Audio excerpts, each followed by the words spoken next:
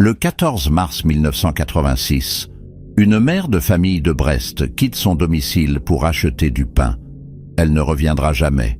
Son mari, Michel Dupont, attend jusqu'au soir avant d'alerter la gendarmerie.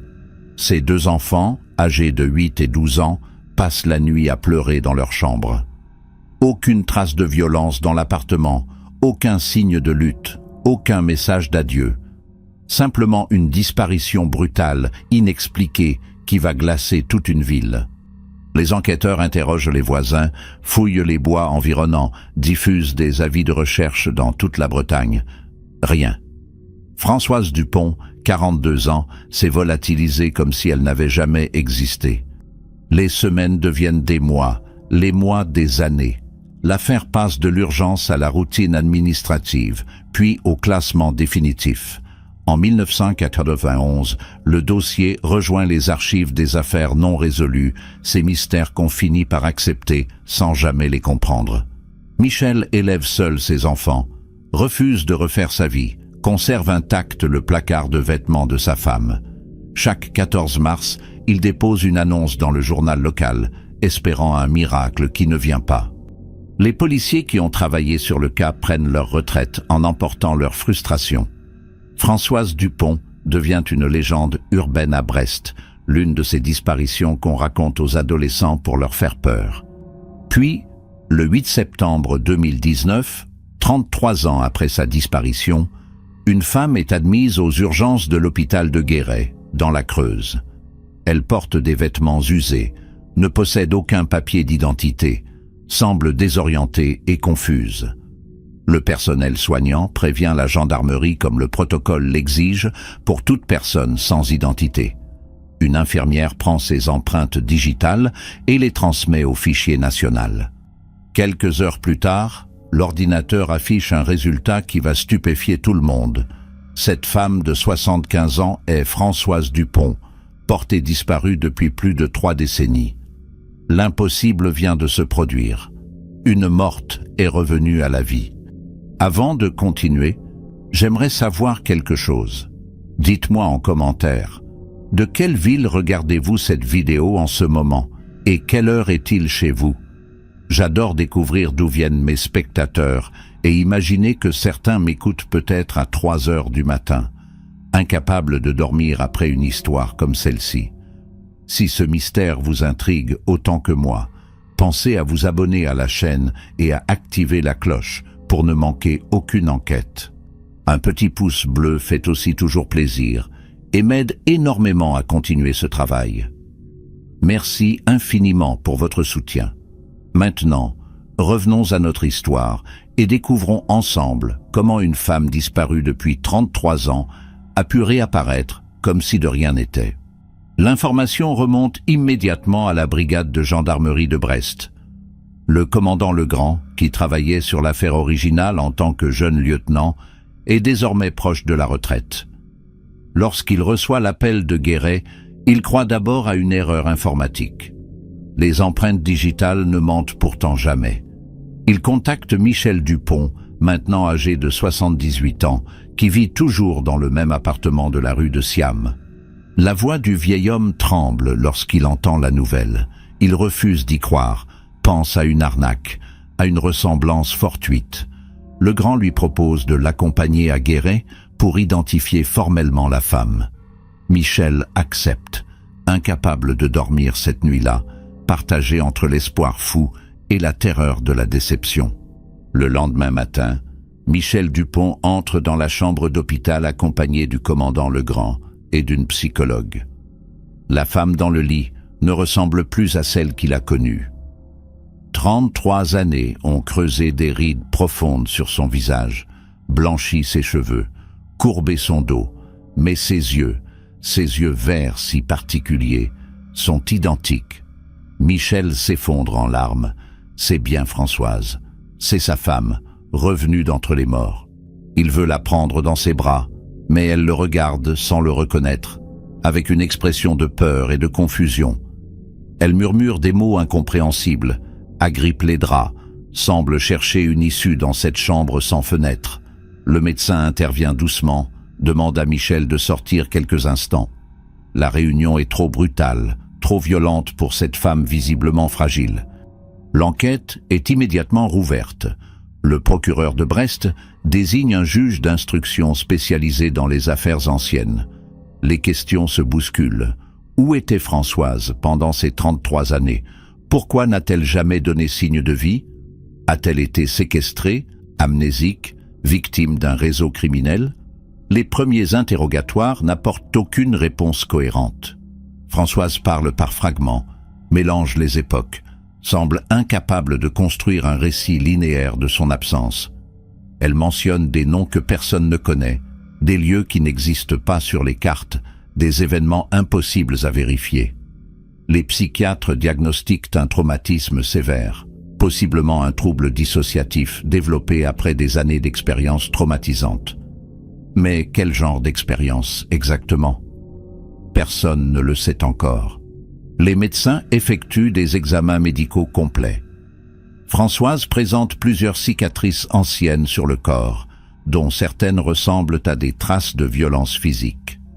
Ses dents ont été soignées de manière rudimentaire, probablement sans accès à un dentiste professionnel. Elle souffre de malnutrition chronique et de carences multiples, suggérant des années de privations alimentaires. Aucune trace de séquestration récente cependant. Elle n'a ni marque de liens au poignet, ni blessure compatible avec un enfermement prolongé. Les analyses toxicologiques ne révèlent aucune drogue dans son organisme. Le bilan neurologique montre des zones d'atrophie cérébrale cohérentes, avec un stress post-traumatique prolongé. Françoise a vécu quelque chose de terrible, mais quoi? Elle-même ne semble pas capable de le formuler. Les enfants de Françoise, désormais adultes, sont contactés par la gendarmerie. Mathieu, l'aîné, a 45 ans et vit à Paris où il travaille comme architecte. Nathalie, la cadette, a 41 ans et enseigne dans un lycée de Rennes. Tous deux ont grandi avec le fantôme de leur mère disparue, ont consulté des psychologues pendant des années, ont tenté de reconstruire leur vie malgré cette absence inexpliquée. L'annonce de la réapparition les plonge dans un chaos émotionnel indescriptible. Doivent-ils la revoir? Peuvent-ils lui pardonner ces décennies d'abandon?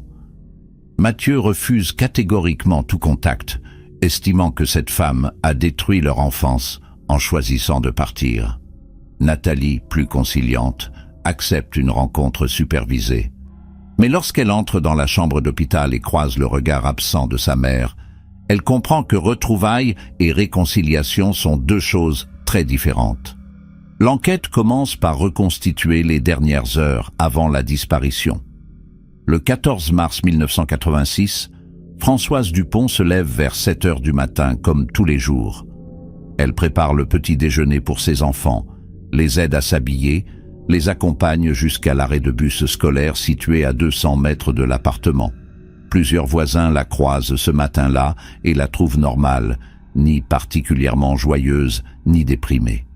Vers 9 heures, elle téléphone à sa sœur Michel pour discuter d'un anniversaire familial prévu le mois suivant. La conversation dure une quinzaine de minutes et ne révèle aucun signe d'angoisse ou de projet inhabituel. Vers 10h30, elle descend acheter du pain à la boulangerie du quartier. La boulangère se souvient parfaitement d'elle. Françoise achète une baguette, échange quelques politesses, puis sort. C'est la dernière fois que quelqu'un du quartier la voit. Les enquêteurs de 1986 ont interrogé tous les commerçants de la rue, tous les passants potentiels, tous les automobilistes réguliers du secteur. Personne n'a remarqué quoi que ce soit d'inhabituel. Françoise ne semblait suivie par aucun individu suspect, n'est montée dans aucune voiture, n'a manifesté aucun signe de détresse. Entre la boulangerie et son domicile, il y a exactement 320 mètres, un trajet de 4 minutes maximum à pied. Pourtant, Françoise n'est jamais rentrée chez elle. La baguette de pain n'a jamais été retrouvée non plus, ce détail troublant qui hantera les enquêteurs pendant des années. Comment disparaît-on avec une baguette de pain en plein jour dans une ville comme Brest? Quelles forces invisibles peuvent aspirer une femme entre la boulangerie et son appartement sans laisser la moindre trace? Michel Dupont rentre du travail vers 18 h ce soir-là. Il est mécanicien dans un garage automobile du centre-ville et termine toujours sa journée à la même heure. En ouvrant la porte de l'appartement, il trouve ses enfants seuls, affamés, inquiets. Mathieu explique que maman n'est pas rentrée de la boulangerie. Michel appelle d'abord chez Michel, la sœur de Françoise, pensant qu'elle s'y est peut-être attardée. Michel n'a pas revu sa sœur depuis leur conversation téléphonique du matin. Michel contacte ensuite les autres membres de la famille, les amis proches, les collègues de la bibliothèque municipale où Françoise travaille à temps partiel. Personne ne l'a vue. À 20 h 30, il se présente au commissariat pour signaler la disparition. Les policiers notent sa déclaration, mais ne semblent pas alarmés. La plupart des adultes disparus reviennent d'eux-mêmes dans les 48 heures. Les premières 24 heures sont cruciales dans toute enquête de disparition. L'officier chargé du dossier, le lieutenant Legrand, commence par vérifier les hôpitaux, les morgues, les commissariats voisins. Aucune femme correspondant au signalement de Françoise n'a été admise nulle part. Il interroge longuement Michel Dupont sur la qualité de leur relation conjugale. Michel assure que leur mariage était stable, sans violence, sans infidélité connue. Françoise ne consommait ni alcool ni drogue, ne souffrait d'aucune maladie mentale diagnostiquée, n'avait jamais manifesté d'idées suicidaires. Elle aimait ses enfants, prenait soin de son foyer, semblait satisfaite de sa vie modeste mais paisible. Legrand fouille l'appartement avec l'accord de Michel. Tous les vêtements de Françoise sont là, son sac à main habituel, son portefeuille contenant ses papiers d'identité et quelques billets. Elle est sortie acheter du pain avec uniquement la monnaie nécessaire dans la poche de son manteau. Le deuxième jour, l'enquête s'intensifie. Des équipes cynophiles fouillent les parcs, les terrains vagues, les zones boisées autour de Brest. Les chiens ne détectent aucune piste exploitable. Des plongeurs explorent les bassins du port et les berges de la Penfeld. Rien. Les gendarmes interrogent tous les chauffeurs de taxi, tous les conducteurs de bus, tous les employés de la gare. Personne n'a vu Françoise Dupont monter dans un véhicule le 14 mars. Les caméras de surveillance sont rares en 1986 et celles qui existent dans les banques ou les commerces du centre-ville ne couvrent pas le trajet entre la boulangerie et l'appartement. Legrand fait placarder des affiches dans toute la ville, diffuse un avis de recherche dans les médias locaux. Le visage de Françoise apparaît dans Ouest France, au journal télévisé régional. Des dizaines de témoignages arrivent, tous contradictoires ou invérifiables. Certains jurent l'avoir vue monter dans une voiture noire, d'autres dans une camionnette blanche, d'autres encore marchant seuls vers la gare. La famille de Françoise se mobilise. Sa sœur Michel distribue des tracts dans les rues, organise des battues citoyennes, harcèle quotidiennement le commissariat pour obtenir des nouvelles. Les parents de Françoise, retraités à Quimper, remontent à Brest et s'installent chez Michel pour s'occuper des enfants. L'ambiance dans l'appartement devient insoutenable. Mathieu fait des cauchemars toutes les nuits, imagine sa mère enterrée vivante quelque part. Nathalie refuse de manger, convainc que sa mère reviendra si elle prie suffisamment fort. Michel s'enfonce dans un silence douloureux, incapable d'exprimer ce qu'il ressent. Les psychologues scolaires interviennent auprès des enfants, mais rien ne peut combler ce vide atroce, cette absence qui ne ressemble ni à un décès, ni à un abandon, juste à une disparition inexplicable, comme si Françoise avait été effacée de la réalité. Au bout de 3 semaines, le lieutenant Legrand commence à envisager d'autres hypothèses. Et si Françoise avait préparé sa disparition? Il épluche ses relevés bancaires des 6 mois précédents. Aucun retrait suspect, aucun mouvement financier anormal. Il interroge ses collègues de la bibliothèque municipale. Toutes confirment que Françoise semblait heureuse, parlait avec affection de ses enfants, ne mentionnait jamais de problèmes personnels graves. Legrand contacte les gares ferroviaires de Rennes, Nantes, Paris. Aucune femme correspondant au signalement n'a acheté de billets ce jour-là. Il vérifie les registres des hôtels dans un rayon de 100 km. Rien. Françoise ne possédait ni passeport ni permis de conduire. Comment aurait-elle pu organiser une fuite sans argent, sans papier, sans complice apparent? L'hypothèse de la fugue volontaire s'effondre rapidement. Legrand se tourne alors vers la piste criminelle. Il interroge tous les hommes du quartier ayant un casier judiciaire, même pour des délits mineurs. Plusieurs sont convoqués, certains passent des heures en garde à vue, mais aucun n'est relié de manière crédible à la disparition. Les analyses scientifiques de l'époque sont rudimentaires comparées à aujourd'hui. Aucune trace ADN ne peut être relevée sur les vêtements de Françoise, restés dans l'appartement. Aucun témoin ne se présente avec des informations décisives. Les semaines deviennent des mois. En juin 1986, l'enquête commence à ralentir, faute de nouvelles pistes. Legrand continue à travailler sur le dossier en parallèle d'autres affaires, mais ses supérieurs lui font comprendre qu'il ne peut pas y consacrer toute son énergie indéfiniment. Le mystère de Françoise Dupont rejoint la longue liste des disparitions non élucidées. Les années passent. En 1987, Michel demande officiellement que sa femme soit déclarée absente par le tribunal. Cette procédure juridique permet de gérer les questions administratives et financières, mais ne signifie pas qu'elle est morte. Michel refuse obstinément de faire une demande de déclaration de décès. Il veut croire qu'elle reviendra un jour, même si cette croyance devient chaque année plus difficile à maintenir. Mathieu et Nathalie grandissent sans leur mère, développent des relations compliquées avec l'absence et l'abandon. Mathieu devient un adolescent rebelle, accumule les problèmes à l'école, rejette toute forme d'autorité. Nathalie se réfugie dans les études, obtient d'excellents résultats, construit une carapace émotionnelle pour ne plus souffrir.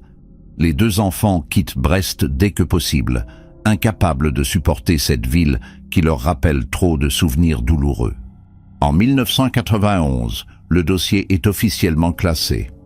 Le lieutenant Legrand, promu commandant entre-temps, range les documents dans les archives avec un sentiment d'échec qui ne le quittera jamais. Il a consacré des centaines d'heures à cette enquête, interrogé des centaines de personnes, exploré toutes les hypothèses imaginables. Mais Françoise Dupont reste introuvable, comme avalée par une dimension parallèle. Legrand prend sa retraite en 2005, sans avoir résolu cette affaire qui l'obsède encore. Il passe ses dernières années à relire régulièrement le dossier, espérant découvrir un détail négligé, une connexion manquée. Mais rien ne vient, jusqu'à ce coup de téléphone de Guéret, en septembre 2019, qui change tout et rouvre brutalement un mystère vieux de 33 ans. La réapparition de Françoise Dupont provoque un séisme médiatique. L'affaire fait la une des journaux nationaux, mobilise des équipes de télévision venues de Paris, suscite des milliers de commentaires sur les réseaux sociaux. Comment une femme peut-elle disparaître pendant plus de 3 décennies et réapparaître vivante sans explication cohérente? Les journalistes campent devant l'hôpital de Guéret, harcèlent les autorités pour obtenir des informations, tentent d'interviewer Michel Dupont qui refuse catégoriquement tout contact avec la presse. Le procureur de Brest organise une conférence de presse pour calmer les spéculations les plus folles. Il confirme l'identité de Françoise grâce aux empreintes digitales et aux analyses ADN réalisées en urgence. Il précise que l'enquête est rouverte, mais que toute information prématurée pourrait compromettre les investigations. Les médias ne se satisfont évidemment pas de ces déclarations prudentes. Le juge d'instruction désigné pour l'affaire s'appelle Sandrine Lambert. Elle a 48 ans, une solide réputation dans les affaires complexes et une détermination qui impressionne ses collègues. Lambert commence par reconstituer minutieusement le parcours de Françoise depuis sa disparition jusqu'à sa réapparition. Les premiers éléments sont troublants. Françoise a été découverte errant dans les rues de Guéret le 8 septembre 2019 au petit matin. Un commerçant l'a remarquée vers 6 heures, assise sur un banc, visiblement désorientée. Il a prévenu les pompiers qui l'ont conduite aux urgences. Elle ne portait aucun sac, aucun papier, juste des vêtements usés mais relativement propres. Ses chaussures étaient en bon état, suggérant qu'elle n'avait pas marché sur de longues distances récemment. D'où venait-elle exactement? Comment était-elle arrivée à Guéret? Lambert ordonne des vérifications dans tous les hôtels, pensions, foyers d'hébergement de la région. Aucun établissement n'a accueilli une femme correspondant à la description de Françoise dans les jours précédents. Elle fait interroger les chauffeurs de taxi, les conducteurs de bus, les automobilistes ayant emprunté les routes menant à Guéret la veille. Personne ne se souvient d'avoir transporté cette femme âgée. Les caméras de vidéosurveillance de la ville sont visionnées, image par image. On aperçoit Françoise apparaître dans le champ d'une caméra située rue Eugène-France, vers 5h45 du matin. Elle marche lentement, sans but apparent, s'arrête parfois pour regarder autour d'elle avec confusion. Mais on ne la voit arriver de nulle part, comme si elle était simplement apparue dans cette rue au milieu de la nuit. Lambert décide d'interroger Françoise avec l'assistance d'un psychiatre spécialisé dans les traumatismes complexes. Le docteur Romain Blanc a travaillé avec des victimes de sectes, de réseaux criminels, de violences prolongées. Il sait comment approcher des personnes dont la mémoire a été fragmentée par des expériences extrêmes. Les premiers entretiens sont difficiles. Françoise semble revivre des moments de terreur intense lorsqu'on lui pose certaines questions. Elle pleure sans pouvoir s'arrêter, agrippe les bras du docteur Blanc, supplie qu'on ne la ramène pas là-bas. Mais où est ce là-bas, exactement? Elle ne peut pas le dire, ou ne veut pas. Les mots se bloquent dans sa gorge, son corps se raidit, son regard se vide. Le docteur Blanc diagnostique un trouble de stress post-traumatique sévère avec épisode dissociatif. Il recommande de ne pas forcer les souvenirs, mais de laisser Françoise reconstruire progressivement son histoire. Au fil des semaines, des fragments émergent. Françoise mentionne une ferme isolée, des volets toujours fermés, une cave humide où elle passait ses journées. Elle parle d'un homme qu'elle appelle le gardien, sans jamais donner son nom, ni décrire son visage avec précision. Cet homme la nourrissait, la surveillait, l'empêchait de sortir. Elle évoque aussi d'autres femmes, des voix qu'elle entendait parfois à travers les murs, des pleurs dans la nuit. Était-elle prisonnière d'un réseau de trafic humain, d'une secte, d'un individu isolé pratiquant la séquestration? Les enquêteurs contactent tous les services spécialisés dans ces questions, comparent le témoignage de Françoise avec d'autres affaires connues. Aucune correspondance claire n'émerge. Cette ferme isolée pourrait être n'importe où en France, voire dans un pays voisin. Lambert fait appel à des experts en géolocalisation. Les analyses du sol retrouvées sous les chaussures de Françoise révèlent des traces de calcaire typiques de certaines régions du centre de la France, cohérentes avec la géologie de la Creuse. Mais cette information ne suffit pas à localiser précisément l'endroit où elle a vécu. Les analyses botaniques montrent des pollens de châtaigniers, de chênes, d'herbes sauvages. Ces espèces sont communes dans une vaste zone géographique. Lambert ordonne des recherches par hélicoptère dans un rayon de 50 km autour de Guéret, en se concentrant sur les fermes abandonnées, les bâtiments isolés, les propriétés sans voisinage immédiat. Des dizaines de lieux sont inspectés. Aucun ne correspond aux descriptions partielles données par Françoise. Soit sa mémoire déforme la réalité, soit l'endroit est si isolé qu'il échappe aux recherches, soit elle n'était pas dans la Creuse pendant toutes ces années. Un détail intrigue particulièrement Lambert. Françoise possède des connaissances sur des événements survenus pendant son absence. Elle mentionne la chute du mur de Berlin, les attentats du 11 septembre 2001, l'élection de François Hollande. Ces références prouvent qu'elle n'était pas totalement coupée du monde extérieur. Elle avait donc accès à des informations, probablement via la radio ou la télévision. Cela contredit l'hypothèse d'une séquestration totale dans une cave hermétique. Peut-être vivait-elle dans des conditions de semi-liberté, surveillée mais pas complètement isolée. Lambert interroge Françoise sur ce point. La réponse est confuse. Françoise parle de moments où le gardien était absent, où elle pouvait monter au rez-de-chaussée, regarder par une fenêtre, écouter les informations. Mais elle devait toujours redescendre avant son retour, sinon les punitions étaient terribles. Quelle punition? Françoise refuse d'en parler. L'enquête se concentre ensuite sur l'identité du mystérieux gardien. Françoise fournit quelques détails. Un homme d'une soixantaine d'années en 2019, donc probablement trentenaire en 1986. Grand, corpulent, des mains épaisses, une voix grave.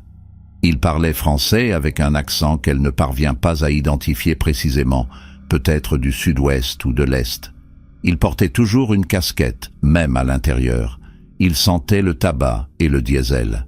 Ces éléments dessinent un profil vague, applicable à des milliers d'hommes en France. Les enquêteurs compilent une liste de suspects potentiels, individus ayant un casier pour séquestration, violence, agression sexuelle. Plusieurs centaines de noms sont passés au crible. Les alibis de 1986 sont vérifiés pour ceux encore vivants. Aucune piste solide n'émerge. Le gardien reste un fantôme, une silhouette sans visage dans le récit fragmenté de Françoise. Lambert ordonne également des analyses ADN sur les vêtements que portait Françoise lors de sa découverte. Les résultats sont décevants. Son ADN est partout, évidemment. Mais aucun ADN masculin exploitable n'est détecté. Soit le gardien ne l'a jamais touché directement récemment, soit les vêtements ont été lavés avant qu'elle ne les porte. Les fibres textiles sont analysées. Coton ordinaire, synthétique basique. Rien de distinctif permettant de remonter à un fabricant ou un lieu de vente précis. Les chaussures sont des modèles génériques vendus dans toute la France. Chaque piste technique se heurte à un mur. Lambert commence à réaliser que résoudre cette affaire sera peut-être impossible sans la coopération pleine et entière de Françoise. Mais Françoise semble incapable de fournir plus d'informations, coincée entre des souvenirs traumatisants et des blancs mémoriels insurmontables. Pendant ce temps, Michel Dupont vit un cauchemar différent. Sa femme est revenue, mais ce n'est pas vraiment elle. La Françoise qu'il connaissait était joyeuse, bavarde, affectueuse. Cette femme dans l'hôpital est silencieuse, méfiante, terrifiée. Elle ne reconnaît pas leur appartement lorsque Michel lui montre des photos. Elle ne se souvient pas de leurs vacances en Bretagne, de leur mariage, des premiers pas de leurs enfants. Ou peut-être se souvient-elle, mais refuse d'en parler, préférant enterrer cette vie antérieure avec tous les autres souvenirs douloureux. Michel vient la voir tous les jours à l'hôpital, lui apporte des fleurs, des chocolats, des albums photos. Il lui parle de leur vie d'avant, espérant déclencher quelque chose, une étincelle de reconnaissance. Rien ne vient. Françoise le regarde gentiment, comme on regarderait un étranger bienveillant, mais sans amour, sans nostalgie, sans rien qui ressemble à un sentiment conjugal. Les psychiatres conseillent à Michel de ne pas forcer les choses. Françoise a subi un traumatisme d'une ampleur rare.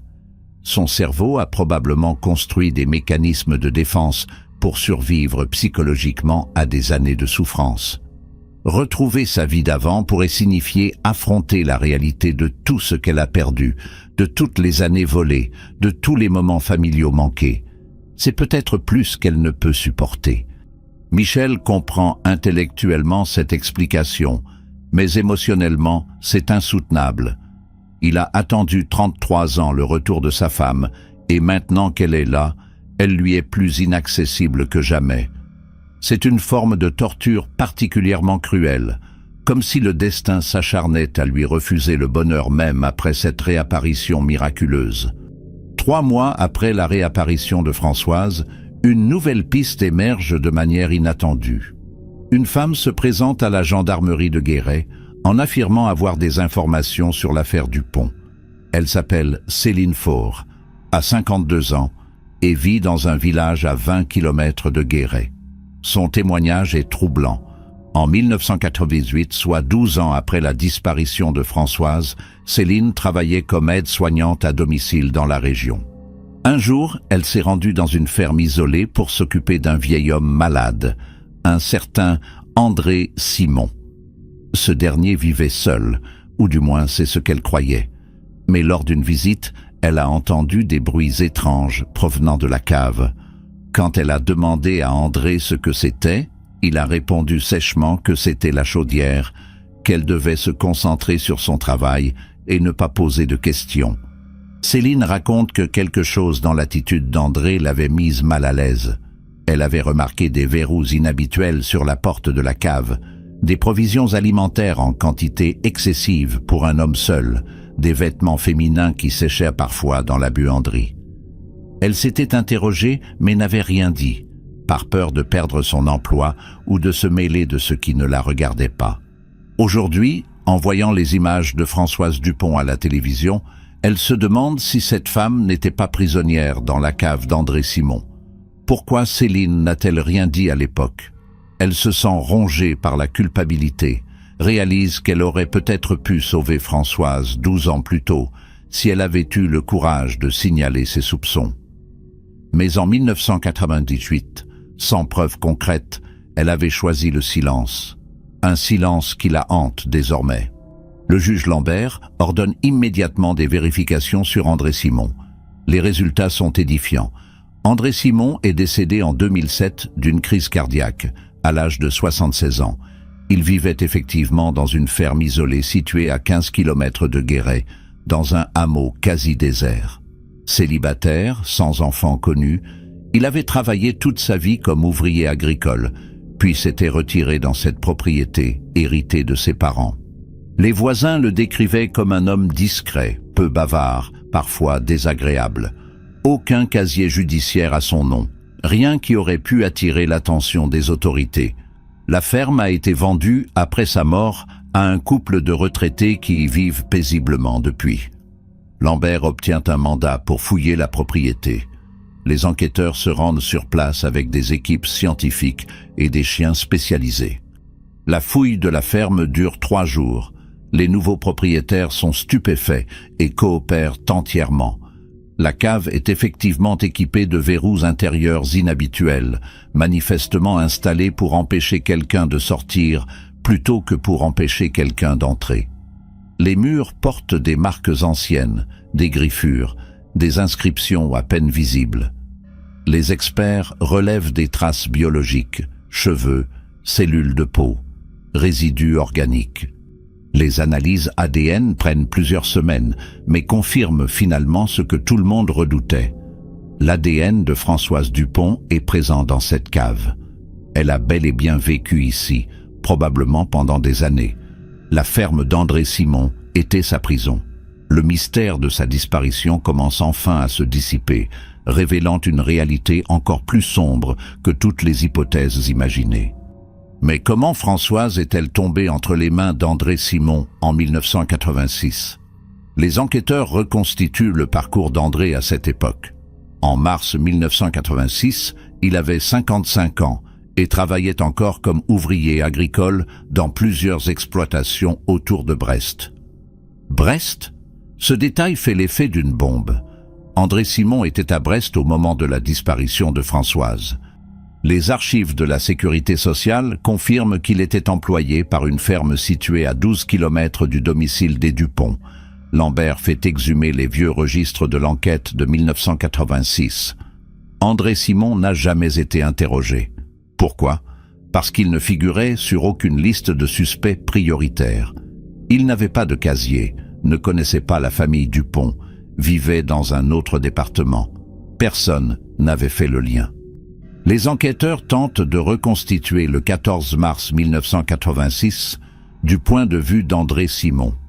Selon les archives fiscales, il possédait à l'époque une camionnette Renault blanche utilisée pour ses déplacements professionnels.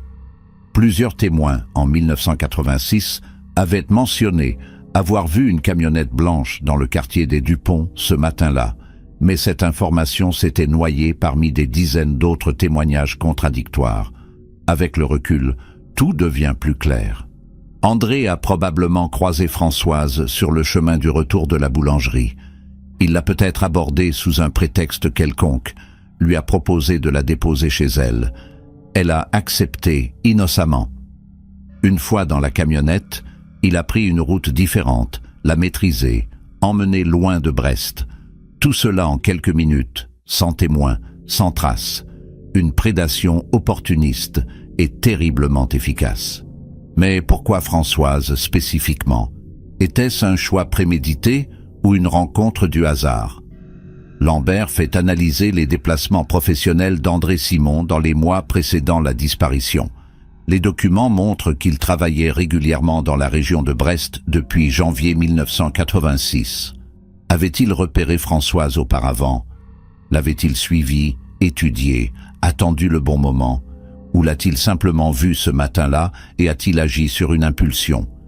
Françoise elle-même ne peut répondre à ces questions. Lorsqu'on lui montre des photos d'André Simon, elle réagit violemment, se met à trembler, refuse de les regarder. Elle confirme que c'est lui, le gardien, l'homme qui a volé 33 ans de sa vie. Mais elle ne se souvient pas des circonstances exactes de son enlèvement. Cette partie de sa mémoire est un trou noir, peut-être supprimée par son cerveau pour la protéger. L'enquête révèle également qu'André Simon avait un complice, ou du moins une personne au courant de la situation. Les relevés bancaires montrent des virements réguliers vers un compte appartenant à un certain Maurice Garcia, un cousin éloigné d'André, décédé en 2015. Maurice vivait dans le Lot-et-Garonne et ne semble pas avoir participé directement à la séquestration. Mais les montants transférés suggèrent qu'André lui versait de l'argent en échange de son silence, ou peut-être pour des services rendus. Les enquêteurs interrogent la famille de Maurice.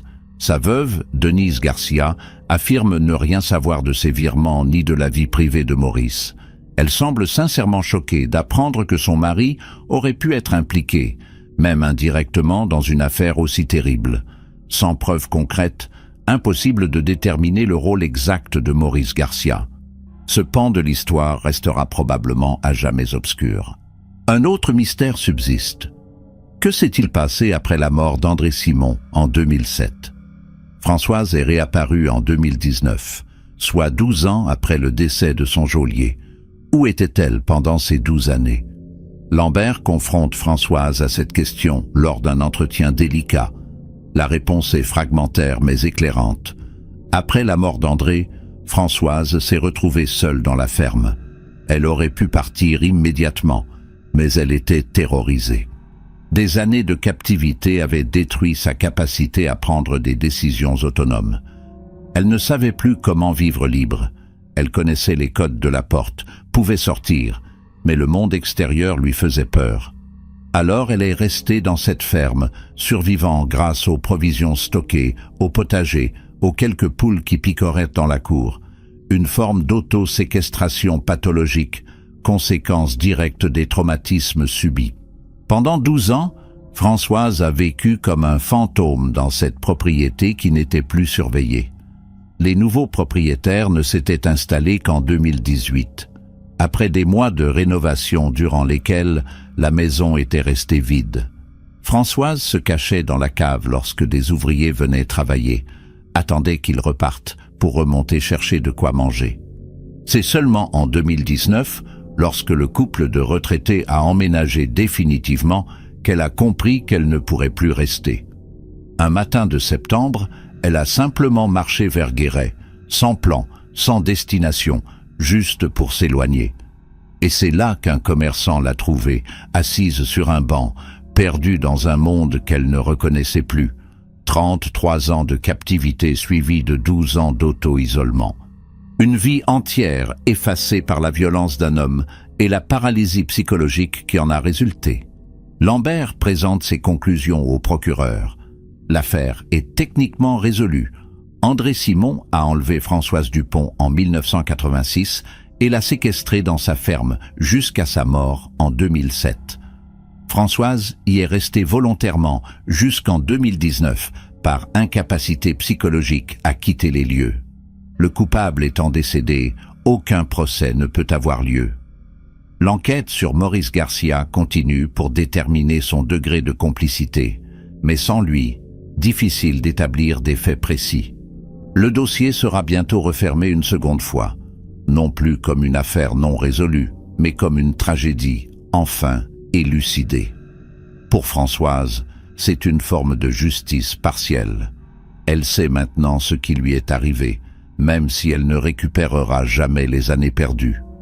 Pour sa famille, c'est un soulagement mêlé d'horreur. Savoir est mieux que l'incertitude, mais la vérité est d'une cruauté insupportable. Les révélations sur André Simon et la ferme de la Creuse provoquent une nouvelle vague médiatique. Les journaux titrent sur « L'affaire de la femme oubliée »,« La prisonnière de Guéret »,« 33 ans d'enfer ». Des équipes de télévision filment la ferme sous tous les angles, interviewent les voisins qui affirment n'avoir jamais rien remarqué d'anormal. Comment est-ce possible ? Comment une femme peut-elle être séquestrée pendant des décennies à quelques kilomètres d'un village sans que personne ne s'en aperçoive ? Les spécialistes en psychologie criminelle sont invités sur les plateaux pour expliquer les mécanismes de la séquestration, l'emprise psychologique, le syndrome de Stockholm. Certains comparent l'affaire à celle de Natascha Kampusch en Autriche ou d'autres cas similaires à travers le monde. Mais chaque histoire est unique. Chaque victime réagit différemment au traumatisme.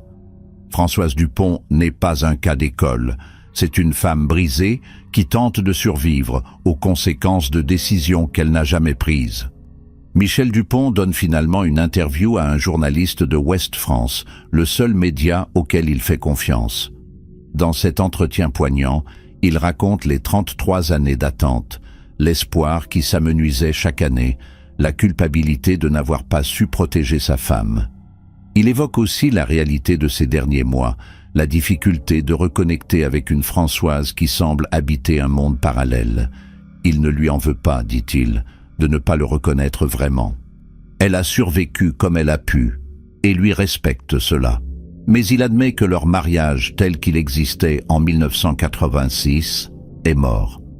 On ne ressuscite pas un couple après une telle déchirure. Il continuera à veiller sur elle, à s'assurer qu'elle reçoive les meilleurs soins possibles, mais sans l'illusion de retrouver ce qu'ils avaient. C'est une forme de deuil, différent de celui qu'il aurait fait si elle était morte, mais un deuil quand même. Mathieu et Nathalie, les enfants de Françoise, vivent chacun ce retour de manière radicalement différente. Mathieu maintient sa décision de ne pas voir sa mère. Pour lui, elle est partie en 1986 et ne reviendra jamais vraiment.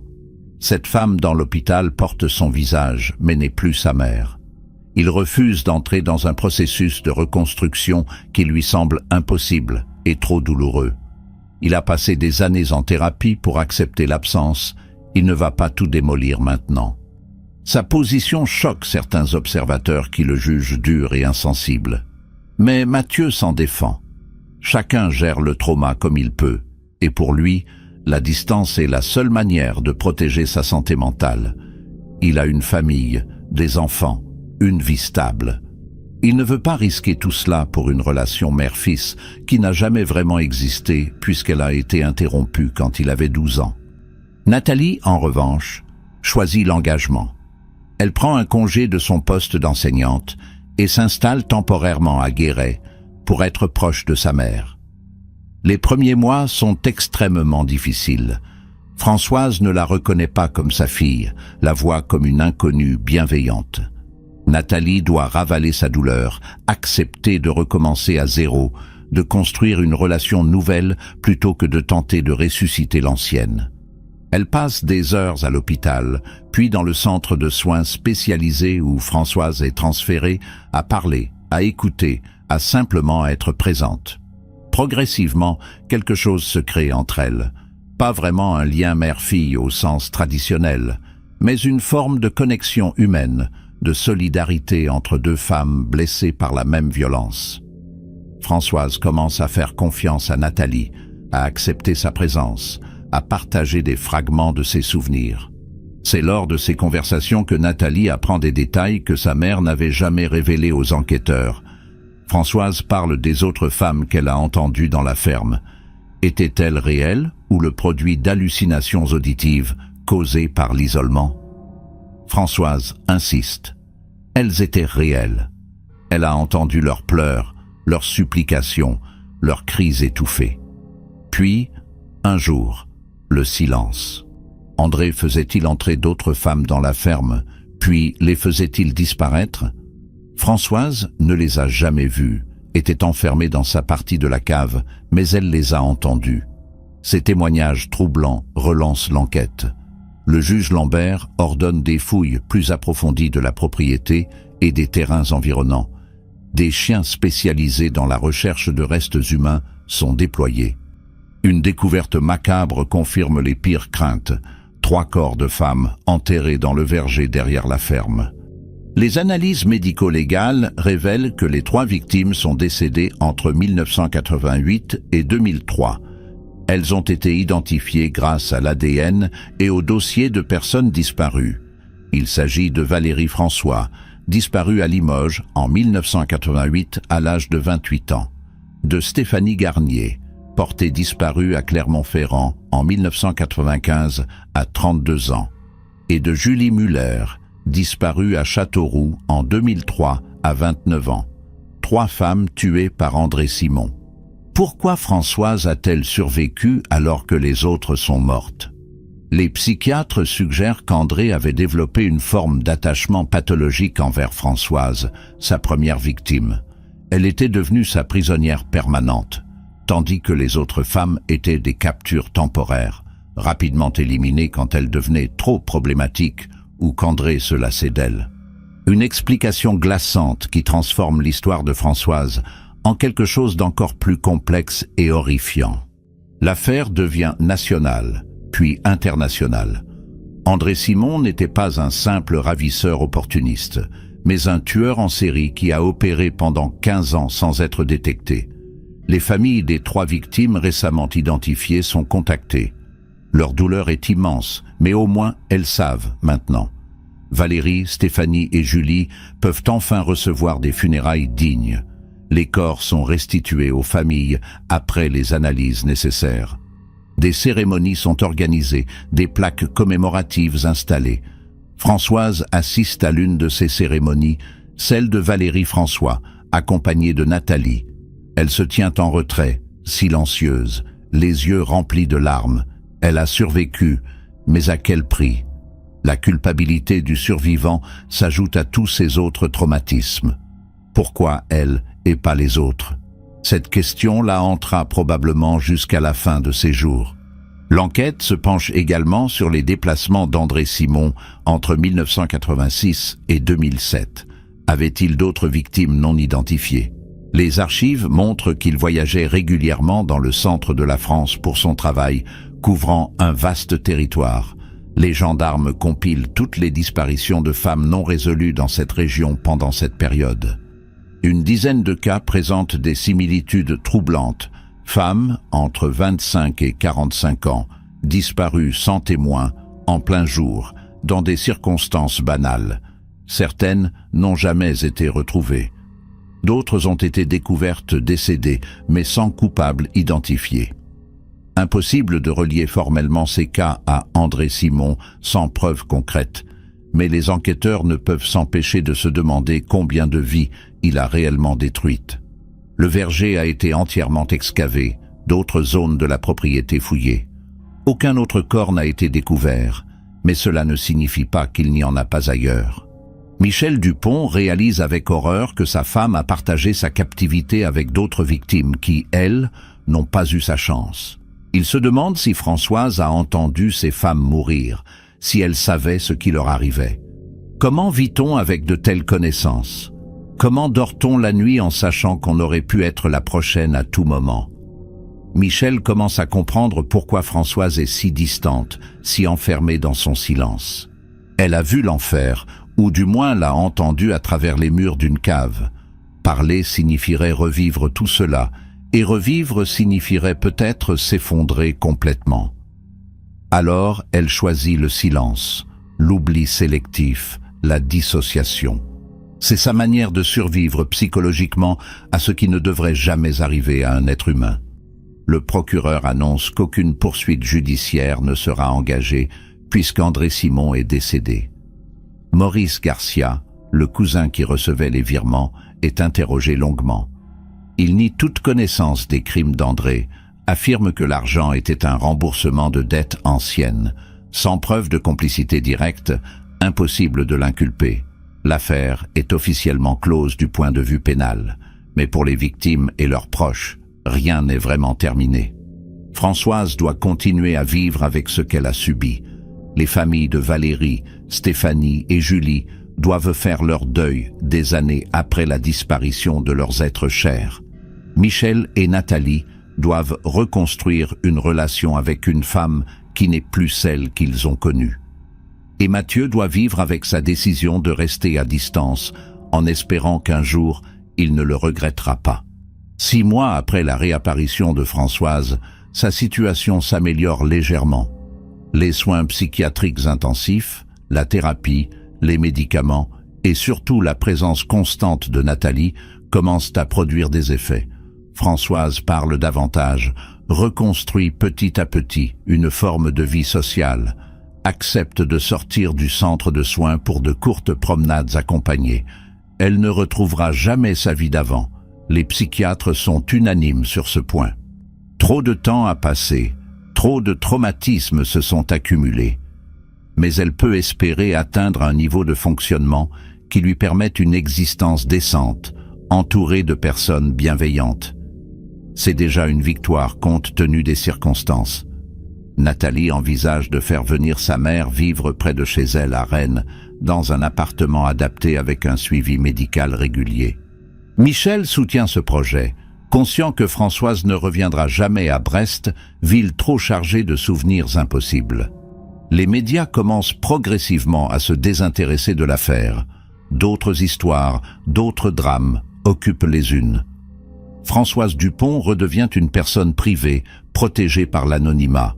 Le juge Lambert publie un rapport final détaillé sur l'enquête, document de référence qui sera étudié par les criminologues et les spécialistes des disparitions. Ce rapport souligne les failles du système en 1986. Manque de coordination entre régions, absence de fichiers nationaux informatisés, protocole d'enquête insuffisant pour les disparitions d'adultes. Si ces outils avaient existé, peut-être qu'André Simon aurait été identifié plus tôt, peut-être que Valérie, Stéphanie et Julie seraient encore vivantes. Mais on ne refait pas l'histoire. On apprend, on améliore, on espère faire mieux la prochaine fois. C'est tout ce qu'on peut faire face à de telles tragédies. Un élément inattendu émerge lors des dernières semaines de l'enquête. Une lettre anonyme arrive au tribunal, postée depuis Paris. L'auteur prétend avoir été voisin d'André Simon dans les années 90 et avoir eu des soupçons à l'époque sans jamais oser les exprimer. Il raconte avoir vu André transporter des sacs volumineux de sa camionnette vers la cave tard le soir. Il mentionne aussi une odeur nauséabonde qu'il avait remarquée en passant près de la ferme durant l'été 1995. Une odeur qu'il avait attribuée à un animal mort, mais qui pourrait avoir une origine bien plus sinistre. Pourquoi cette personne n'a-t-elle rien dit à l'époque? Par lâcheté, par peur, par indifférence? La lettre ne fournit pas d'excuses, juste un aveu tardif et anonyme. Lambert tente de retrouver l'expéditeur, mais sans succès. L'enveloppe ne porte aucune empreinte exploitable, l'écriture est déguisée, l'adresse de retour est fictive. Encore un témoin silencieux, un complice passif de cette horreur. Cette lettre soulève une question troublante. Combien de personnes ont vu quelque chose, entendu quelque chose, soupçonné quelque chose, sans jamais agir?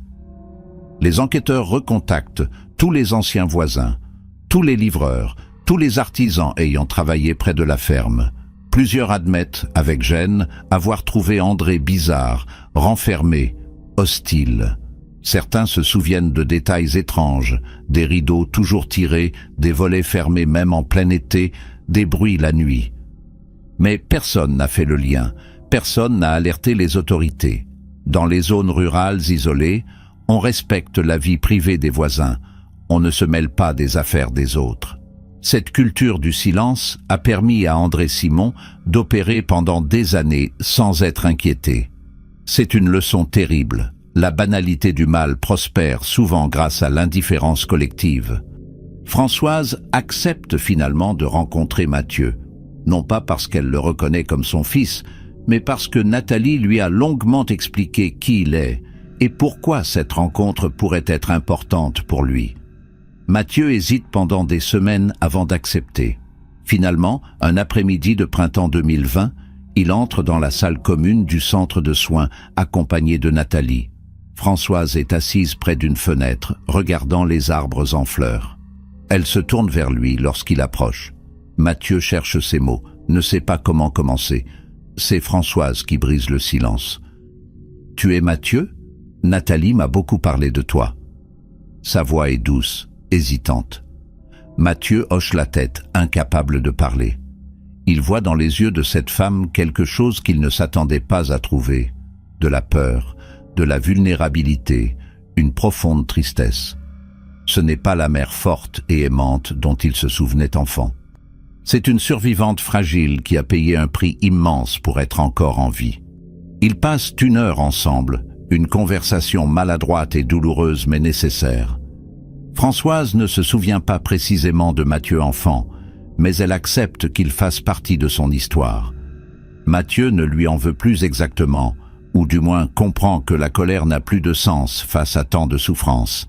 Ils ne deviendront probablement jamais proches, mais ils peuvent coexister sans haine, sans rancœur. C'est déjà énorme compte tenu des circonstances. En partant, Mathieu serre brièvement la main de Françoise. Elle lui sourit timidement. Ce n'est pas une réconciliation à proprement parler, mais c'est un début de paix. Nathalie, témoin de cette scène, pleure silencieusement. Elle sait que sa famille ne sera jamais normale, mais au moins ils essaient. Au moins ils ne se détruisent pas mutuellement avec des reproches impossibles à résoudre. Michel Dupont prend une décision importante. Il vend l'appartement de Brest. Trop de fantômes y résident. Il achète un petit pavillon à Rennes pour être proche de Nathalie et indirectement de Françoise.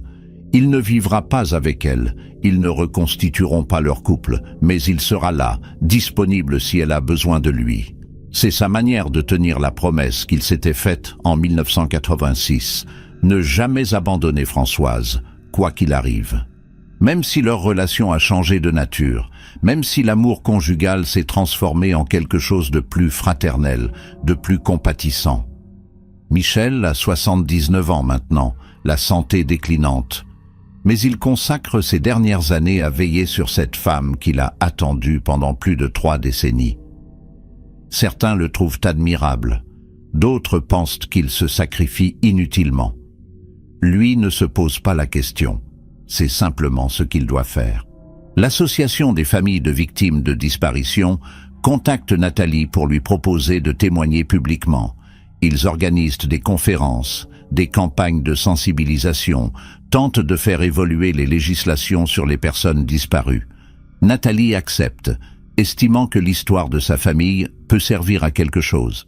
Elle raconte lors d'un colloque national comment sa mère a disparu, comment l'enquête a piétiné, comment 33 ans plus tard la vérité a émergé. Elle insiste sur l'importance de ne jamais abandonner, de continuer à chercher même quand tout semble perdu. Mais elle souligne aussi les limites du système. Si André Simon n'était pas mort, si Françoise n'était pas réapparue par hasard, l'affaire serait restée à jamais non résolue. Combien d'autres familles vivent encore dans l'incertitude, sans corps, sans réponse, sans justice? Son témoignage bouleverse l'audience. Des parlementaires présents promettent de renforcer les moyens alloués aux enquêtes sur les disparitions. Des promesses qui, espère Nathalie, se traduiront par des actions concrètes. En octobre 2020, Françoise emménage dans un appartement médicalisé à Rennes. Elle y vit sous surveillance légère, avec des infirmières qui passent quotidiennement, des psychiatres qui la suivent régulièrement. Nathalie lui rend visite 3 fois par semaine, l'emmène parfois déjeuner dans un petit restaurant calme, marcher dans un parc. Françoise progresse lentement, apprend à vivre dans le monde moderne, si différent de celui qu'elle a quitté en 1986. Les téléphones portables, Internet, les cartes bancaires, tout cela lui semble venu d'une autre planète. Mais elle s'adapte, avec patience et beaucoup d'aide. Elle ne sera jamais autonome comme avant, mais elle peut vivre dignement, entourée de personnes qui l'aiment malgré tout. c'est plus que ce que beaucoup de victimes de séquestration obtiennent. C'est une forme de miracle, même si ce miracle est entaché par toutes les années perdues, tous les moments manqués, toute cette vie volée qu'elle ne récupérera jamais. Le commandant Legrand, maintenant retraité et âgé de 77 ans, rend visite à Françoise en novembre 2020. Il ressent le besoin de la voir, de s'excuser en quelque sorte pour n'avoir pas su la retrouver en 1986.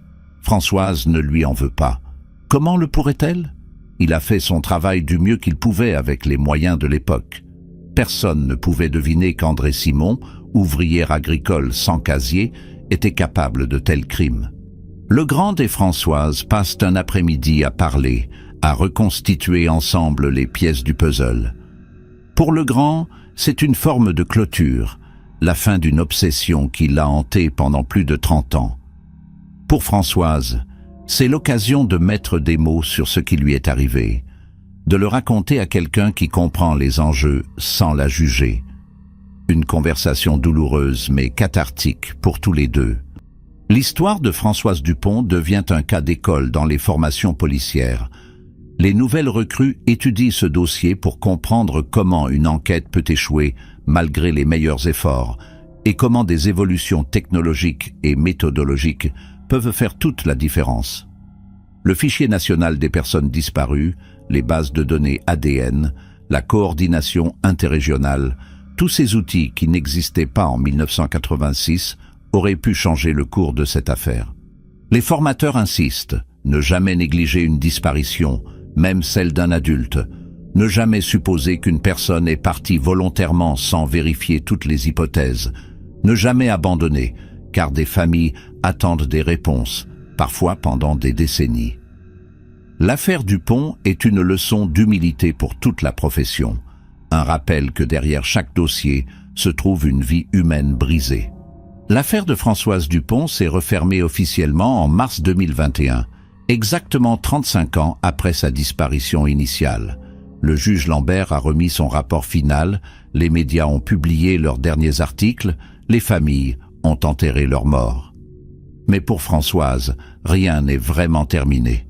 Elle vit toujours à Rennes, entourée de Nathalie, visitée régulièrement par Michel, et désormais même par Mathieu, qui vient la voir quelques fois par an. Elle ne se souvient toujours pas clairement de sa vie d'avant 1986, et peut-être est-ce mieux ainsi. Les psychiatres estiment qu'elle souffre d'un trouble dissociatif complexe, une manière pour son cerveau de la protéger de souvenirs trop douloureux. Elle a construit une nouvelle identité fragmentaire, faite de morceaux d'avant, de pendant et d'après. Ce n'est pas idéal, mais c'est viable. Elle survit, jour après jour, dans un monde qu'elle ne comprend pas toujours, mais qu'elle apprend lentement à habiter à nouveau.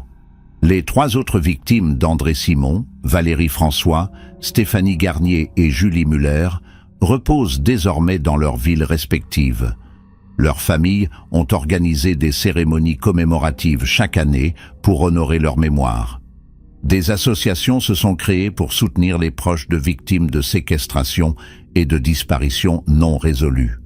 Le nom d'André Simon est devenu synonyme de monstre dans la région, un rappel glaçant que le mal peut se cacher derrière les façades les plus ordinaires. Sa ferme a été détruite par les nouveaux propriétaires qui ne supportaient plus d'y vivre après les découvertes macabres. Le terrain est maintenant vide, rendu à la nature, comme si effacer les bâtiments pouvait effacer les horreurs qui s'y sont déroulées. Mais les fantômes restent, invisibles, mais présents dans la mémoire collective. L'histoire de Françoise Dupont pose des questions vertigineuses sur la nature de l'identité, de la mémoire, de la résilience humaine. Comment reste-t-on soi-même après 33 ans de captivité? Peut-on vraiment revenir d'un tel abîme? Les réponses sont complexes et individuelles. Françoise a survécu physiquement, mais psychologiquement, une partie d'elle est morte dans cette cave. La femme qui en est ressortie est différente, transformée par le trauma au point d'être presque méconnaissable. Pourtant, par moments, Nathalie aperçoit dans ses yeux un éclair de la mère qu'elle a connue enfant. Ces moments sont rares et fugaces, mais ils existent. Il prouve que quelque chose de l'ancienne Françoise persiste quelque part, enfoui sous les couches de souffrance et d'oubli. C'est à ces moments-là que Nathalie s'accroche pour continuer à espérer et à aimer cette femme brisée, mais toujours vivante. Si cette histoire vous a touché, n'hésitez pas à partager vos réflexions en commentaire. Avez-vous déjà entendu parler d'affaires similaires? Que pensez-vous des systèmes de recherche des personnes disparues dans votre pays? Vos témoignages enrichissent toujours nos discussions. Pensez également à vous abonner pour ne manquer aucune de nos enquêtes sur les mystères et disparitions qui ont marqué la France. Activez la cloche de notification, likez cette vidéo si elle vous a intéressé et surtout, prenez soin de vous et de vos proches. On ne sait jamais quand la vie peut basculer. Merci infiniment de m'avoir suivi jusqu'au bout de cette histoire. À très bientôt pour une nouvelle enquête.